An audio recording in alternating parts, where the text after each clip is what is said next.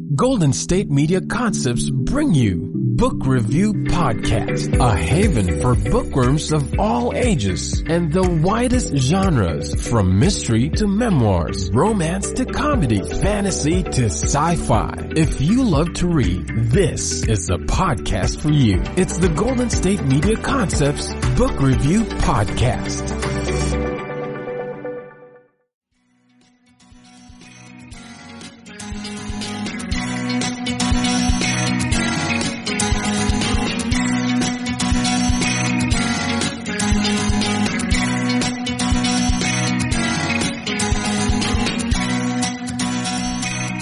Hello and welcome to the GSMC Book Review Podcast, brought to you by the GSMC Podcast Network. I am your host, Sarah, and it is Friday. Hooray! I hope that you have some fun weekend plans or some productive weekend plans or, whatever your ideal weekend is. I hope that's what you have planned because I want you to have an ideal weekend. I am very excited to bring you today's author interview. I'm always excited to bring you the author interviews, but you may recall from the last episode that I had so much fun last weekend interviewing the two authors that I have on the podcast this week. They're very different. They write very different books, and yet I had so much fun with both of them, and there was a lot of laughter, and definitely needed that, I think, in my weekend last week. It had been a long week in many ways, and having some laughter and a couple of really fun interviews was a good stress relief. Let's just say that. So today I am speaking with Brenda Marie Smith about her debut novel. It is an apocalyptic thriller. And in suburban Austin, B. Crenshaw, a bohemian grandmother, secretly preps for the end times, stockpiling food, seed, and supplies. After a solar pulse destroys modern life, she's left alone with her 4 grandkids, whose parents never return. Forced to survive off the grid without power or running water, B and her imperiled clan must confront traumatized teens, starving neighbors, and plundering marauders. If Darkness Takes Us fuses dystopian adventures with the heart of literary fiction to provide a riveting tale charged with thrills and the resilience of family. Again, that is the title, the description of the book. Did I mention the title of the book? It's called If Darkness Takes Us. It is in the description of the book, but I don't think I mentioned it at the beginning. So the book is If Darkness Takes Us. The author is Brenda Marie Smith. It is post-apocalyptic thriller. It is a dystopian future kind of book, but not your typical dystopian future kind of book, which are often young adult books. This does have teenagers in it, but they are not the main character. They are the grandchildren of the main character. And you don't often get a grandmother being the main character of an apocalyptic thriller. So that was one of my favorite things about this book. I enjoyed the realness of it. I mean, often when you read post-apocalyptic thrillers like this, there are some pretty fantastical elements in them, whether that's zombies or some kind of crazy virus. This one is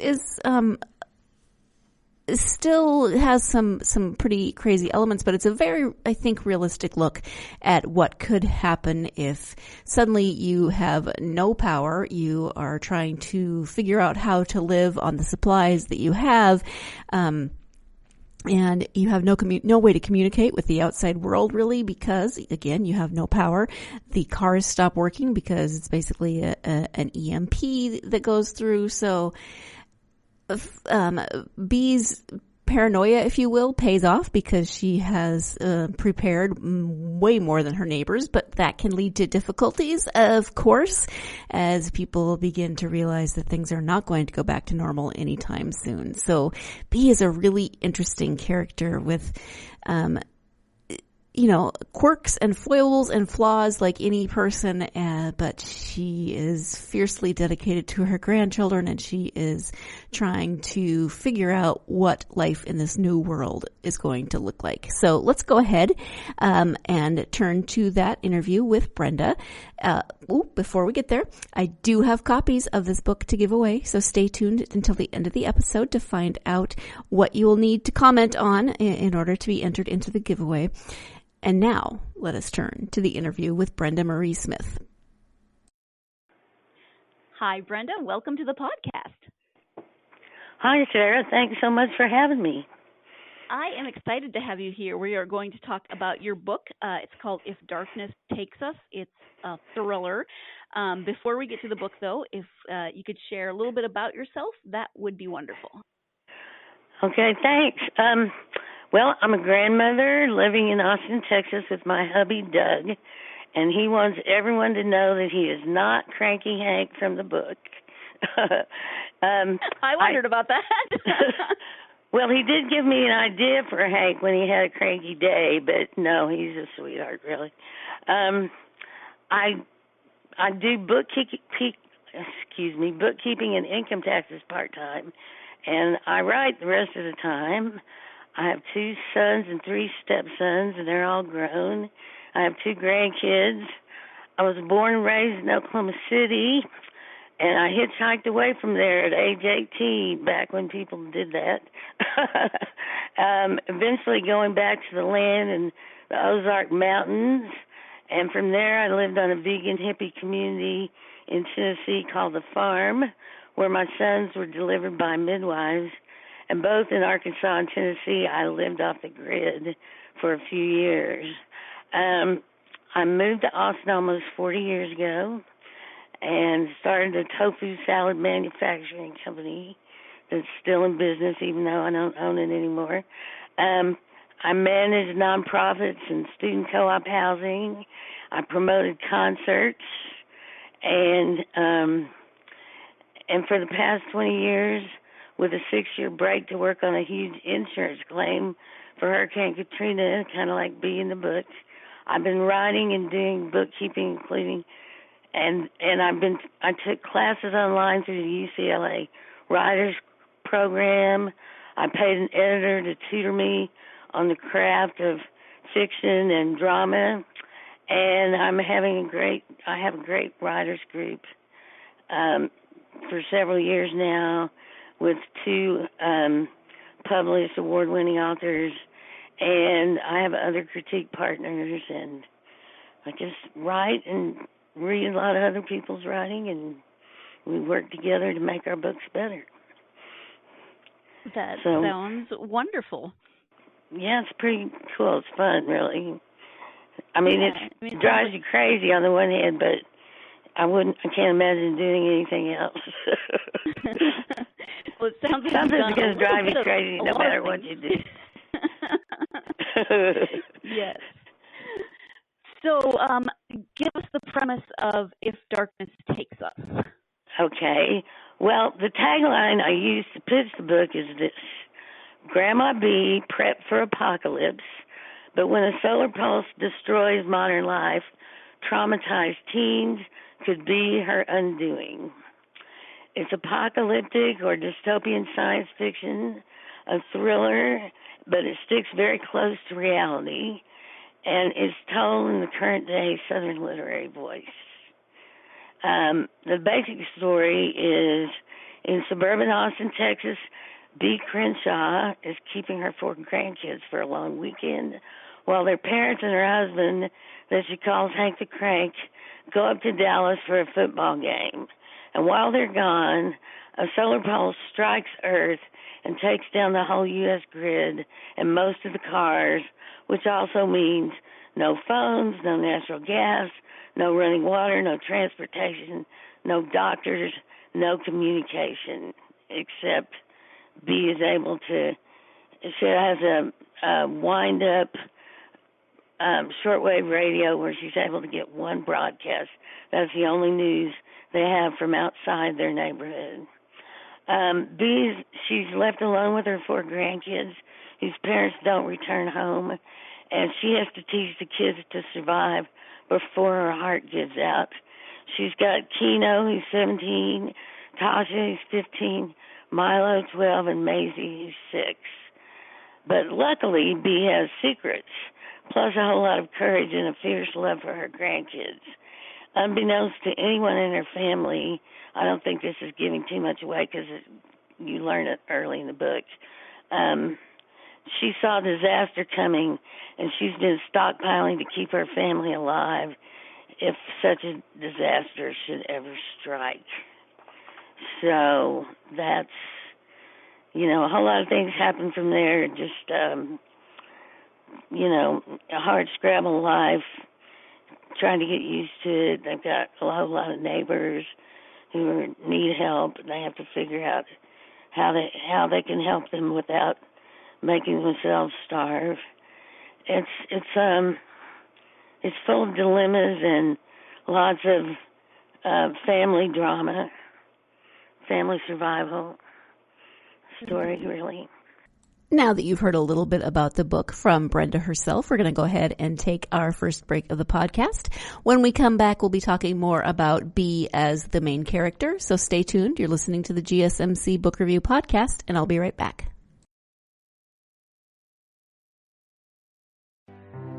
The GSMC Life and Happiness Podcast takes you on a journey of exploration. We'll discuss tried and true methods alongside the latest trends of how to best live your life to its fullest and happiest. From psychology to meditation, science to self-help books, the GSMC Life and Happiness Podcast will help you to discover what makes you happy and how you can live life being the best you possible. Download the GSMC Life and Happiness Podcast on iTunes, Stitcher, SoundCloud, Google Play, or anywhere you find podcasts. Just type GSMC in the search bar.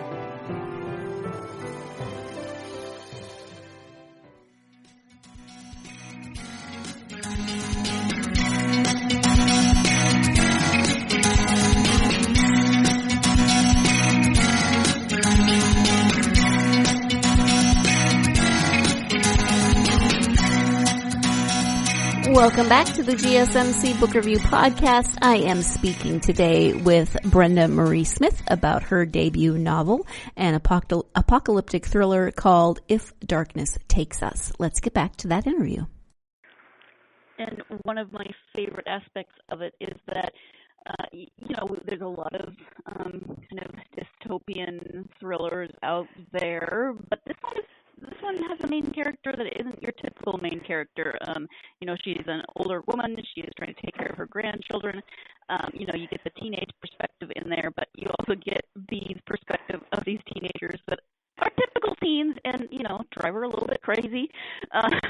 Right. And so you get that really human aspect of the relationship between Bee and her grandkids. Yeah, well, I do have a couple of grandkids, so that helped me, although mine aren't teens yet. Well, one of them just turned 13. I highly recommend, if you ever write a book, and you have a grandson named Miles, do not name a teenage grandkid Milo. Because I did, and I'm always accidentally calling my real-life grandson Milo, because sometimes I spend more time with Milo than I do with my own grandson. Oh, my goodness, that's funny.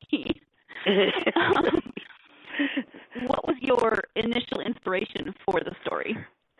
Well, like Bee, I'm pretty worried about the environment, worried sick, I would say, and what our modern lifestyles are doing to it. I mean, I love my creature comforts as much as the next person, but the way we're going about getting them is not sustainable. And I wanted to show what it might be like to suddenly be without modern technology and how none of us are prepared for this. And I wanted to write a different type of apocalyptic story where characters band together to help each other and to survive. And since I believe that most people are good at heart, and I don't think society will break down immediately, at least, into roving bands of murderous marauders like so many apocalyptic stories have. That's not to say there won't be some, because we have some of those people even now. But in the Great Depression, for instance, people starved, but they didn't turn into maniacs and create, vigilante groups and all that kind of thing. So I just wanted to write how I thought it might really happen. I tried to imagine how it would really happen. And I also wanted to write a story from the perspective of a grandmother, because like you said, you don't see that very much. So, and I wanted to write a story about family, too, because that's what attracts me most is family interactions and characters. So. All right. Yeah. Thank you for that. We have mentioned the main character, Bee. She's a grandmother. She is a prepper, if you will. What about her do you think is going to resonate with readers? Well, she's a modern American grandmother, for one, and most people have one, or they are one. Many women are one. And it makes her pretty darn unique in current day literature, or literature of any kind for that matter. She, especially for it to be told in her voice from her perspective. And she's kind of a powerhouse. She's funny and smart and discombobulated, but she has tons of life experience, so she knows how to survive, as difficult as it is. And she's driven by great love and ferocious instincts to protect her grandkids, but she's also flawed, and the situation taxes her to the max. Her health is failing, but it forces her to use all her smarts and knowledge and courage. She learns and grows. She gets beat down, but she gets back up and keeps going. And she even has an old folks romance, which is something rare in literature. She's a modern-day hero, a woman of power, but she's also vulnerable. People tell me they love Bee's unique voice and her wisdom and her flaws. She makes tons of mistakes, but she just never, ever gives up. Absolutely, and that's one thing that I really like about her as well. She's done all this work and she's prepared for so many things, but that doesn't mean that when the situation that she's been preparing for happens, she's ready. She's got everything planned out. She still has to go through all of the factors of, well, I didn't plan for this, and how could I have planned for X, Y, and Z? Right. So and I mean, you can't. There's only so much you can prepare, and I mean that's one of her character arcs is that she gets knocked off balance by the fact that she couldn't prepare for everything as hard as she tried, and that it knocks her off her game to realize that she couldn't control it, even though she knew it was coming, because she's a little bit of a control freak. But she has to learn, like we all do, how to get better about that. She's not like a crazy control freak, but she's kind of bossy, I guess you'd say. And being a little bossy myself, I know how that is. What kind of research did you do for the book? Well, there's kind of two aspects to it. So naturally I had to research solar pulses and magnetic shifts and what effect they might have on the grid, on the cars and phones and people, all that. Back in 2013, 2014, when I did the initial research, some of the aspects of my story weren't fully known, or at least they weren't available to me when I was looking for them, about the magnetic shift in particular and the full effects of a solar pulse. So I had to speculate based on what I could learn about certain things. And then it turned out that now the science has advanced, and it turns out that my speculations about magnetic shift were spot on, and that was gratifying I'm allowed to speculate in speculative science fiction, but it was great to find out that it could actually happen similarly to how I described it. But the other thing about my research is that I lived a whole lot of it. people, they often assume that I had to research how to live off the grid, but I didn't really, because in my past I had already lived without electricity and running water, with outhouses and building fires to cook and keep warm. I'd already done that for several years. And then I'm also an old anti-nuclear activist, so I know about the nuclear fuel cycle and how dangerous that is, and how it will break down if you don't have electricity and cause untold number of gigantic problems. My sons were delivered by midwives, so I know about birth and treating illnesses. When you're short on meds, I know what it's like to go a little hungry, to try to live off what you grow. So basically, my life experience gave me a head full of this kind of information that I spilled onto a page, and then I had to whip it into readable shape, something that someone would want to read. In fact, I had to leave a whole lot of what I know out of the book just to keep from boring people to death with it. But it's always important, I suppose, to find that balance between sharing everything you know about certain topics and not overwhelming your readers with all of those details, although I think Brenda has led an incredibly interesting sounding life, so she probably I don't know that she would necessarily be boring unless, she just droned on about just the minutia, but I don't know. She sounds like she's had a very interesting life, but we are going to go ahead and take another break. When we come back, we'll be talking more about the book, of course, and Brenda's writing, so stay tuned. You're listening to the GSMC Book Review Podcast, and I'll be right back. Tired of searching the vast jungle of podcasts? Now listen close and hear this out. There's a podcast network that covers just about everything that you've been searching. Hey! The Golden State Media Concepts Podcast Network is here. Nothing less than a podcast bliss with endless hours of podcast coverage. From news, sports, music, fashion, cooking, entertainment, fantasy, football, and so much more. So stop lurking around and go straight out to the Golden State Media Concepts Podcast Network. Guaranteed to fill that podcast itch. Whatever it may be. Visit us at www.gsmcpodcast.com. Follow us on Facebook and Twitter, and download us on iTunes, SoundCloud, and Google Play.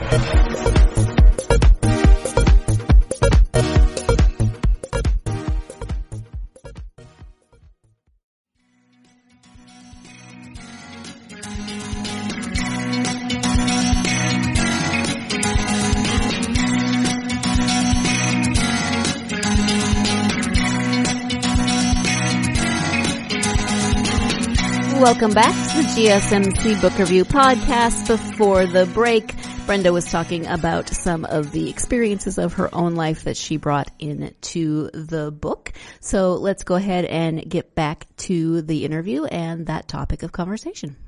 You have a ton of life experience, so you were able to weave that in, which is cool. So that kind of answers my follow-up question about autobiographical elements. Obviously, there are quite a few of them in there. How would you say B is different from you?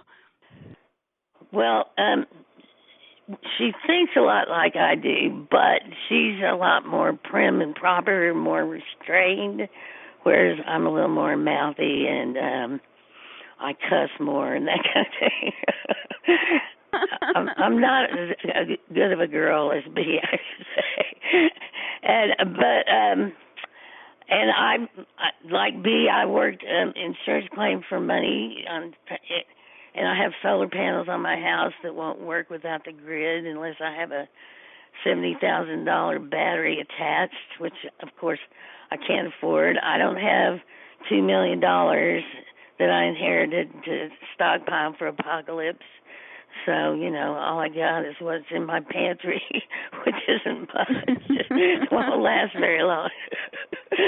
But if I ever get rich, there's a house that's behind my house that I've wanted to buy ever since I've lived here for 25 years. And someday I might buy it. I have to talk to people who live there into selling it. But anyway, let's see.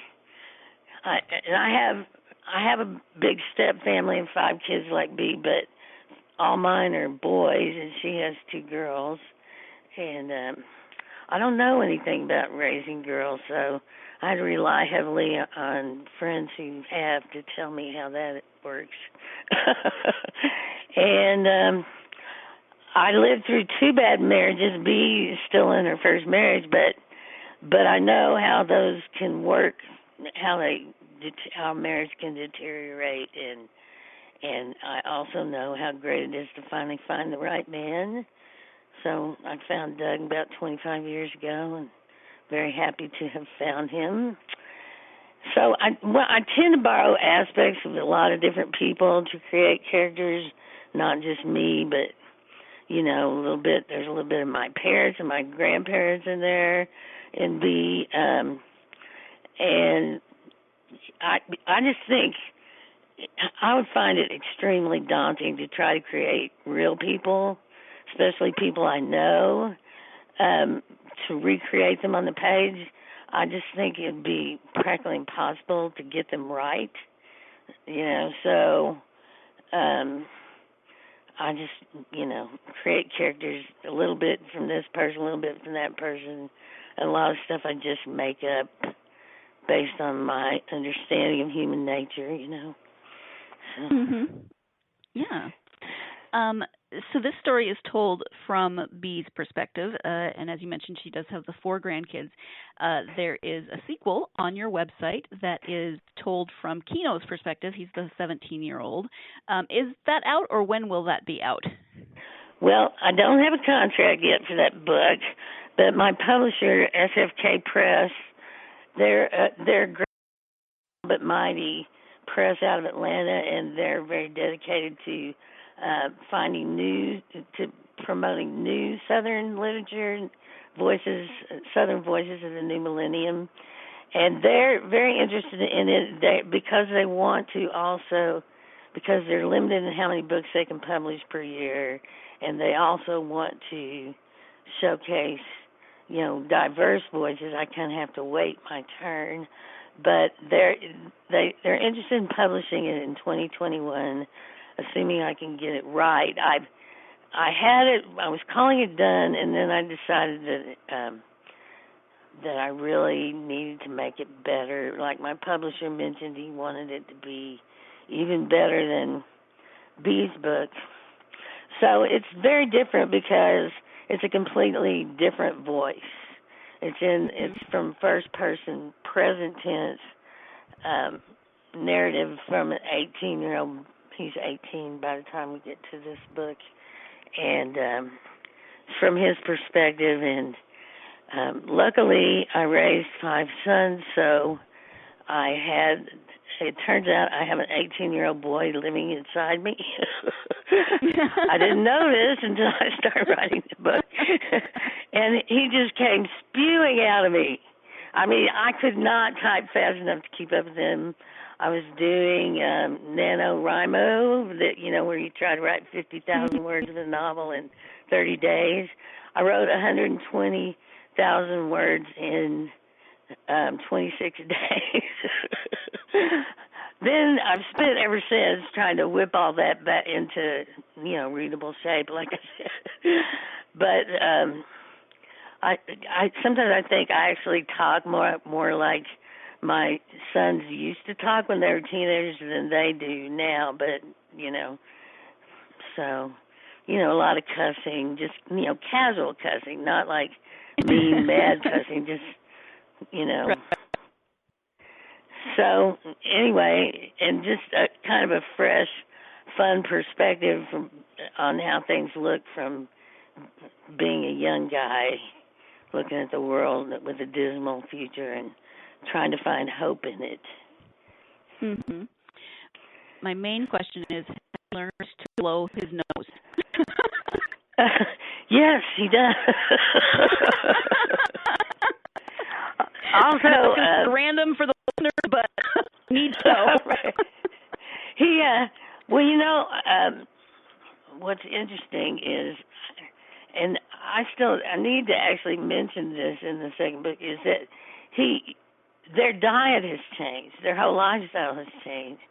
And when it changed, I think that helped his nose.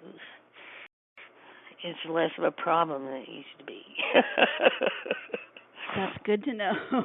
Thank you for that. Yeah, he had to grow up, and it's kind of like a coming of age story in an apocalypse is what it is. And he's married. He's only 18, but he's married, which is really unique, but something that I think would happen in an apocalyptic situation. So and he you know, his grandma is sick, and he has to kind of be the leader of the family. So that's really a big deal for a kid. Absolutely. Are you working on? Is that what you're working on now? Or are you working on? Well, yeah. Okay, so I do income taxes for a living. So right now I'm doing taxes and what's that? I said this time of year you're busy then. Yes, but I you know, it kind of works out because I work for myself and I have lulls in between clients and stuff. So in between I've been doing editing, and I spend a lot of time revising the beginning. I think the rest of it's going to go faster. So I should have that done within a few months, the revising, and then I'll send it off to the publisher, and I'm sure they'll want more changes because that's how publishers are. But also I have another story outlined that I'm itching to work on. It's about hippies living off the grid in the Arkansas mountains, and I hope to get at least drafted by the end of the year. So, you know, and I have other ideas for stories, like a third one in this series of B and Kino. I have tons of material for a third or fourth one, but we got to get the second one out the door first. Right. So. And on your website, there's also another book called Something Radiates. Do you want to talk a little bit about that one as well? Yeah, thank you for asking about it. I self-published that book. I raised the money to do that with crowdfunding, which was kind of like a modern-day take on what Charles Dickens did, where you basically, even though you can't exactly say that, you're selling the books in advance of publication. So you get people to donate $25 and they get an autographed book later on when it comes out, that kind of thing. So I raised the money to self-publish with crowdfunding, and that was good. Turns out I have a lot of friends willing to help me with that. And it's a paranormal thriller, and it's based on hippie lore.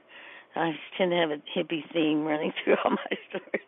Well, it's the thing about me that's kind of unique, so I figure I have a little market niche with it. It's based on theories of Timothy Leary and Carl Jung, Carlos Castaneda, and Zen Buddhism. And Sarah Stevens is a single mom who's a little bit telepathic.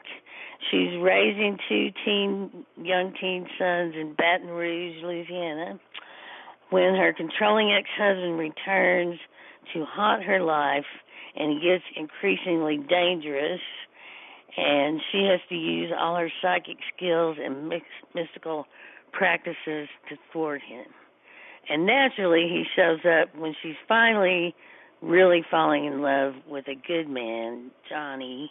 And so it's a big romantic element, paranormal romance that's different. It's very different than your average paranormal romance. Yeah, it sounds like it. That's great.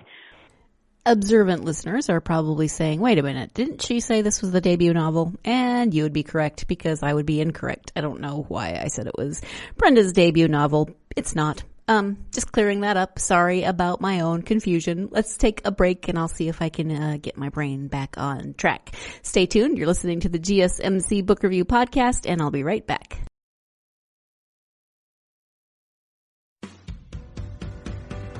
The Golden State Media Concepts Travel Podcast, the show that gives you advice on everything travel. We explore places you've always wanted to go, as well as giving tips for traveling in those places. We'll give you advice on the best sites for travel tips, information, and discounts. Join us as we travel the world, explore cultures, and meet new people. The Golden State Media Concepts Travel Podcast has got you covered. Download the GSMC Travel Podcast on iTunes, Stitcher, SoundCloud, Google Play, or anywhere you find podcasts. Just type GSMC in the search bar.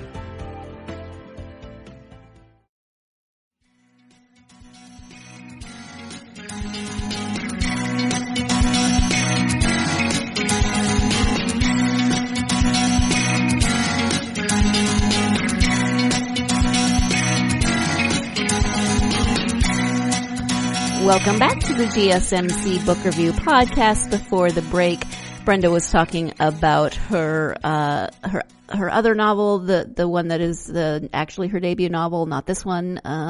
Yeah. So let's go ahead and get back to the interview with Brenda. You have come to writing from, of course, your own unique experience and your life's journey. So, do you have advice for aspiring authors? I have more advice than we have time for. No, yeah. Well, first thing you have to do is read voraciously. Like, I was writing Something Radiates, and I had gotten it all drafted, but it wasn't quite right, and I knew it, and everything I tried to do to fix it wasn't working. When I got that big insurance job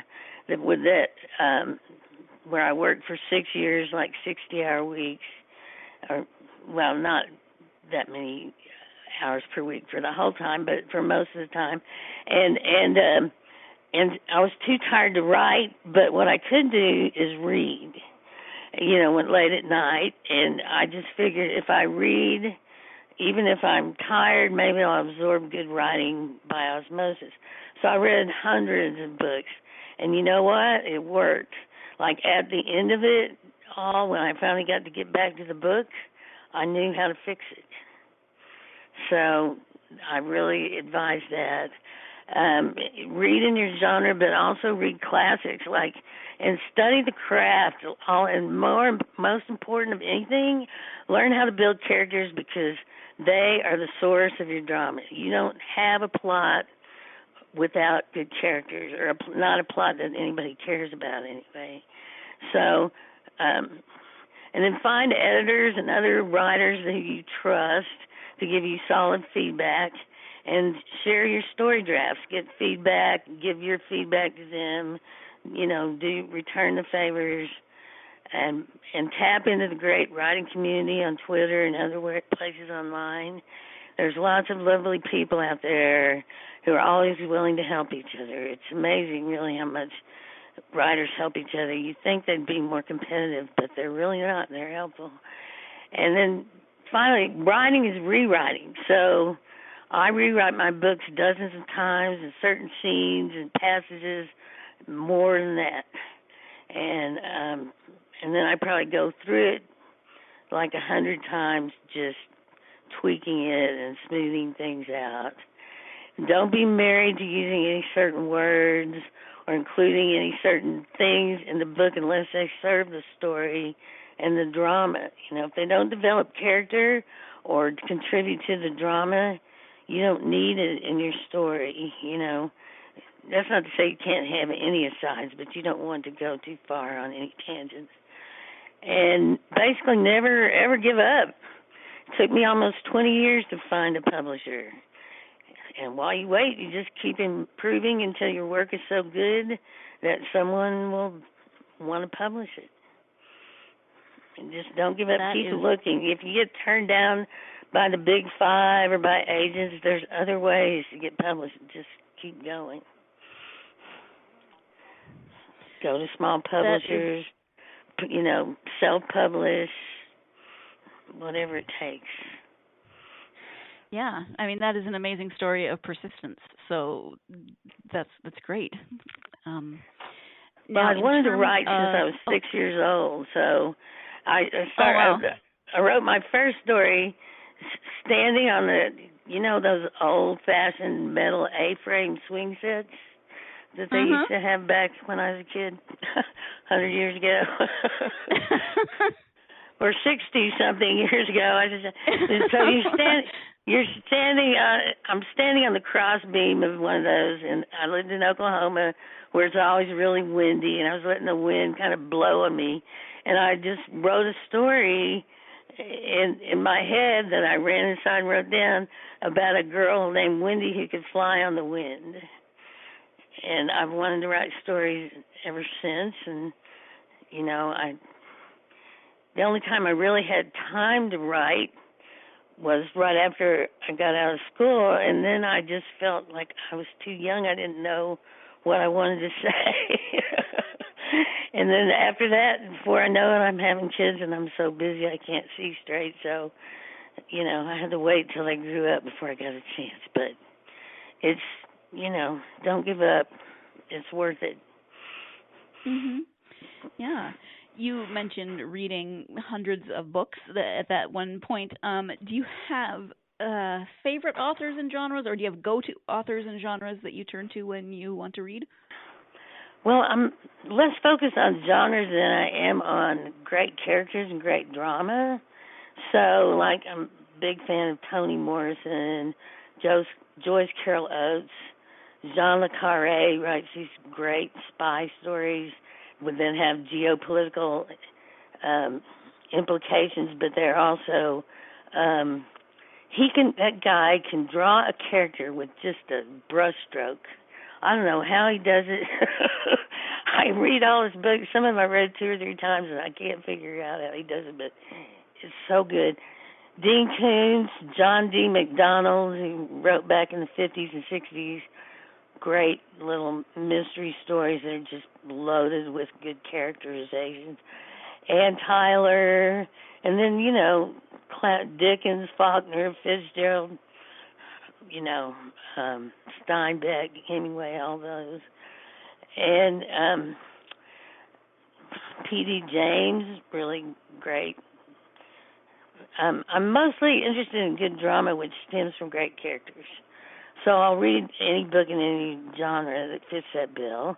But I kind of read in different genres, because I figure you can learn something from any book, whether it's good or bad. So you can learn something and learn what is out there. You learn about the market that way, if nothing else.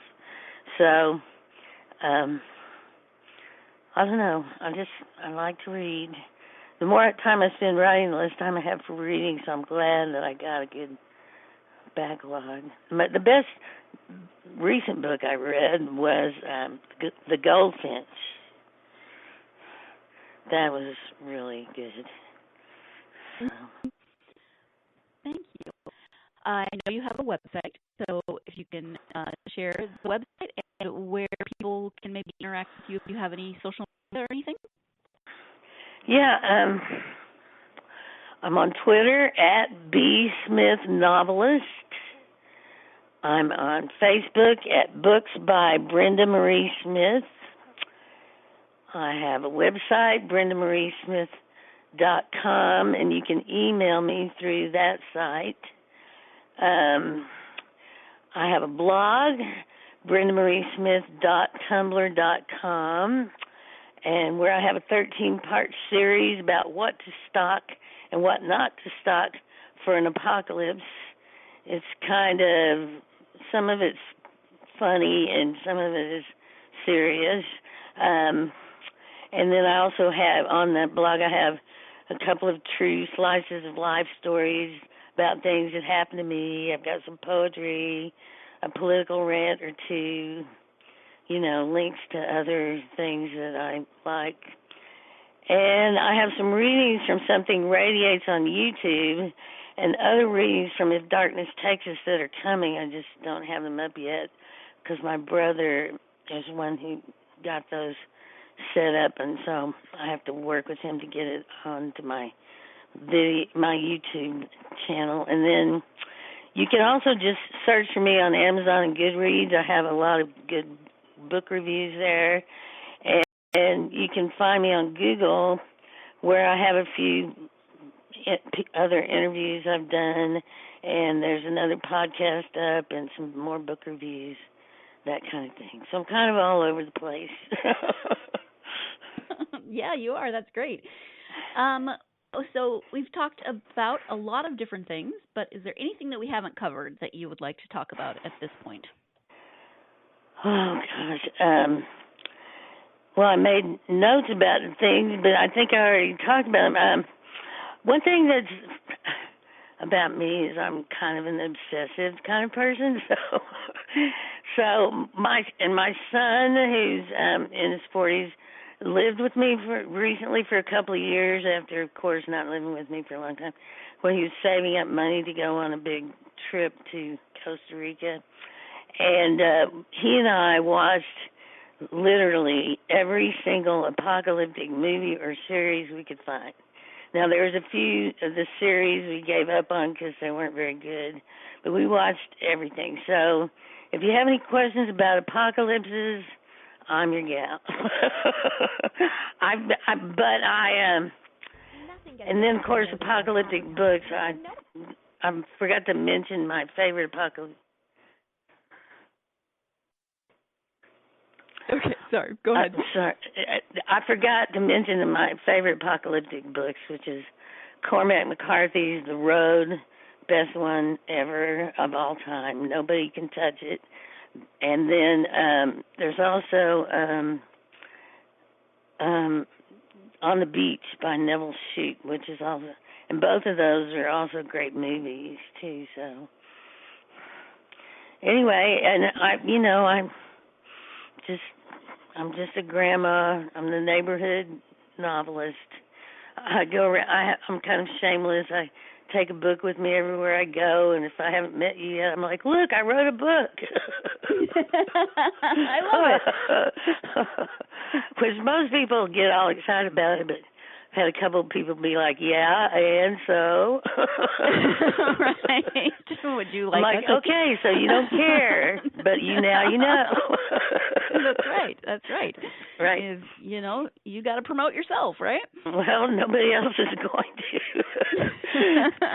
It took me forever to just get over that and realize I had to do it because, I was raised to be shy and polite and not to ever tout yourself, Mm-hmm. not to ever let anybody know how smart you are or hard or, just so I found it really hard to do at first, but once I get going, it's hard to stop me. Wonderful. B, I have so enjoyed talking to you. B, I just called you B. That's hilarious. That's common. That's common. Now you know how your grandson feels. Right. He's very kind about being called Milo. He's going to read the book, he says, but I think he's a little scared of it, and I don't blame him. He's only 13. Aww. I said, well, you don't have to read it. You can wait. I gave him a copy. I said, just read it whenever you want to. That's right. Yeah. I have so enjoyed talking to you today. Thank you so much for taking the time to talk about this book, If Darkness Takes Us. Well, thank you for having me. I really enjoyed it, too. Thank you once again to Brenda for joining me on the podcast. I had so much fun speaking with her. Thank you, as always, to you, my listeners. As I said at the beginning of the podcast, I do have copies of If Darkness Takes Us to give away. So in order to be entered into that giveaway, you just need to go to GSMC Book Review. Let me start that again. GSMC Book Review, Facebook, Twitter, or Instagram, and comment on this post, episode 215, interview with Brenda Marie Smith.